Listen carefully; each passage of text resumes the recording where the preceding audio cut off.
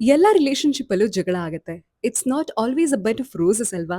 Hi, ನಾನು Monica and this is an episode 1 of Monica let's talk. ಒಬ್ರನ್ನೊಬ್ರು ಎಷ್ಟೇ ಅರ್ಥ ಮಾಡ್ಕೊಂಡಿದೀವಿ ಅಂದ್ರೂನು ಯಾವ್ದೋ ಒಂದ್ ವಿಷಯಕ್ಕೆ ಜಗಳ ಆಗತ್ತೆ. ನಾನು ಅವರು ಕೂಡ ಏನೋ ಮಿಸ್‌ಅಂಡರ್‌ಸ್ಟ್ಯಾಂಡಿಂಗ್ ಆಯ್ತು ಅಂತ we were not talking.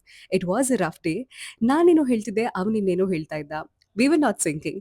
It is then we decided to go out and change the atmosphere. ಹೊರಗಡೆ ಹೋದ್ವಿ. ಇಡೀ ದಿನ ಯಾರೇನ್ ತಪ್ಪು ಮಾಡಿದ್ವಿ ಅನ್ನೋದನ್ನ ಬಿಟ್ಟು ಬೇರೆ ವಿಷಯದ ಬಗ್ಗೆ ಮಾತಾಡಿದ್ವಿ. ನಾವು ಫಸ್ಟ್ ಟೈಮ್ ಮೀಟ್ ಮಾಡಿದ್ದು, ನಾವು ಫಸ್ಟ್ ಗಿಫ್ಟ್ಸ್ ಎಕ್ಸ್ಚೇಂಜ್ ಮಾಡ್ಕೊಂಡಿದ್ದು, ನಮ್ಮ ಹ್ಯಾಪಿ ಮೊಮೆಂಟ್ಸ್, ನಮ್ಮ ಮದುವೆ ಎಲ್ಲದ್ರ ಬಗ್ಗೆ ಮಾತಾಡಿದ್ವಿ.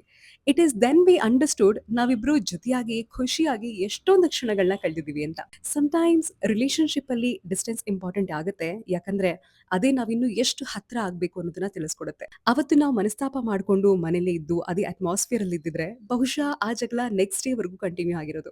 ಇನ್‌ಸ್ಟೆಡ್ ನಾವಿಬ್ರು ಡಿಸೈಡ್ ಮಾಡಿ ಎಫರ್ಟ್ಸ್ ಹಾಕಿ ಹೊರಗಡೆ ಹೋದ್ವಿ. And things went good.